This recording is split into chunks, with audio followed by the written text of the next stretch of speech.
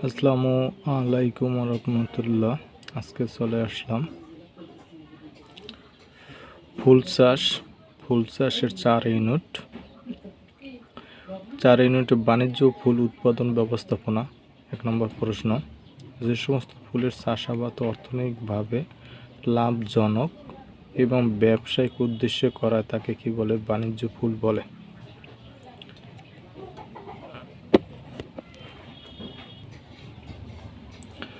বাণিজ্যিক ফুল বলে 2 গোলাপ কোন গোত্রের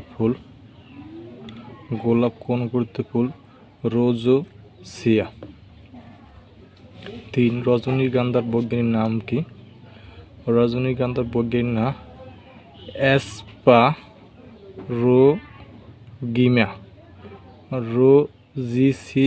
রোজিসিয়াই। 4 অর্কিড কোন গোত্রের ফুল?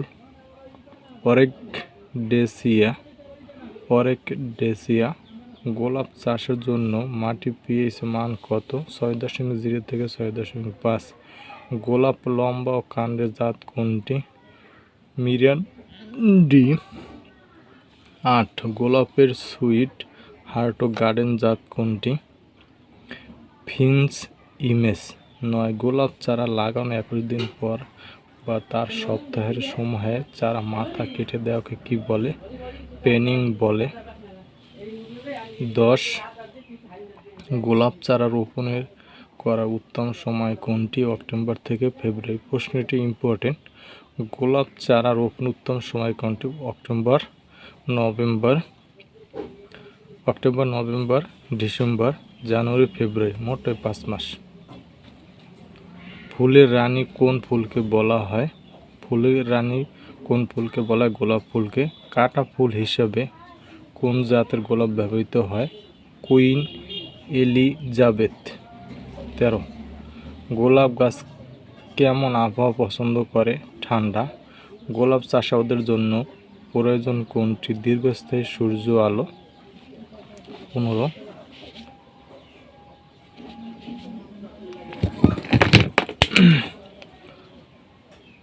গোলাপ বংশবিস্তার ব্যবহৃত হয় কোনটি? টি বার্ডিং। 16 গোলাপের বংশবিস্তার ও টি বার্ডিং উপযুক্ত মাস কোনটি? ডিসেম্বর, জানুয়ারি, 2 মাস। 17 কোন সময় গোলাপ কাটিং করার উপযুক্ত সময়? জুলাই, সেপ্টেম্বর, অক্টোবর, জুলাই থেকে আগস্ট।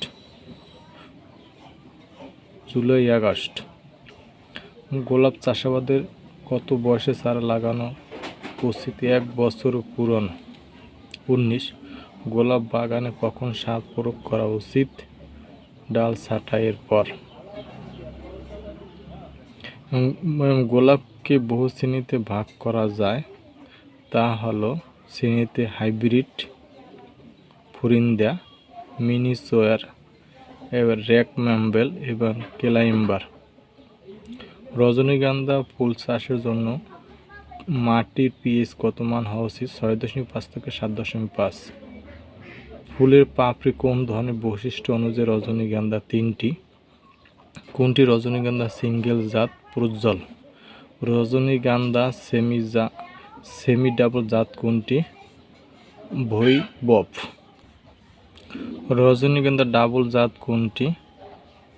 সুবাসিনী। বাড়ি রজনীগন্ধা এক স্পাইস প্রতি ফুলের সংখ্যা কত হবে? 30 থেকে 32টি। বাড়ি রজনীগন্ধা এক জীবনকাল কত দিন? 70 থেকে 75। রজনীগন্ধার বীজ কন্দ রোপণ উত্তম সময় কোনটি? March, April. রজনীগন্ধা এককালীন ফুল উৎপাদনের ক্ষেত্রে বিঘা প্রতি কতটি কন্দের প্রয়োজন? 30 থেকে 40 হাজার। রজনীগন্ধা সারা বছর ফুল উৎপাদন করতে বিঘা প্রতি কন্দের প্রয়োজন 8 থেকে 10 হাজার। রজনীগন্ধা আদি বাস কোথায়? মেক্সিকো। রজনীগন্ধা সাধারণত কোন মৌসুমের ফুল? বর্ষা মৌসুমের ফুল। কোন জাতের রজনীগন্ধা সুগন্ধযুক্ত বেশি ফুল সম্পন্ন সিঙ্গেল জাত। রজনীগন্ধা চাষের উপযোগী মাটি কোনটি? দোআঁশ মাটি। রজনীগন্ধা কন্দ রোপণ উপযুক্ত সময় কোনটি? March April. 35 ক্ষেতে রজনীগন্ধা শেষ থেকে ফুল ঝরা দেখা দিলে কি করা উচিত? ফসফরাস সার প্রয়োগ করা উচিত। 38 গ্ল্যাডিওলাস ফুলের জাত কোনটি? Green joint. 41 বাড়ি গ্লাস এক স্পাইকৃতি ফুলের সংখ্যা কতটি? 11 থেকে 12টি।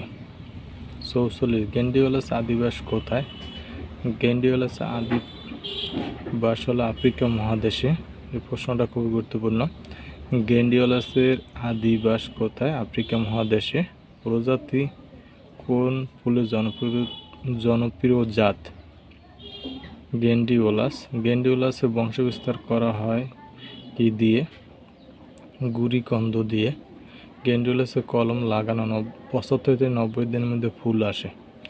এটা মাথায় রাখতে হবে। গ্ল্যাডিওলাসের গাছ লাগানোর 75 থেকে 90 দিন, মাত্র 3 মাসের ভিতরে ফুল আসে।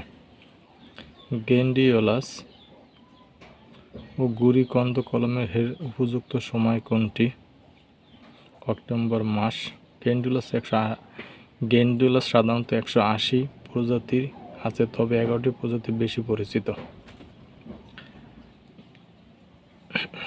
জার বেরা চাষের পিএইচ মাত্রা কত? 5.5 6.0। জাবরা ও চাষের জমি জৈব সার মাটির অনুপাত কত? 30 থেকে 70। জারবেরা স্টাস লাল জাত কোনটি?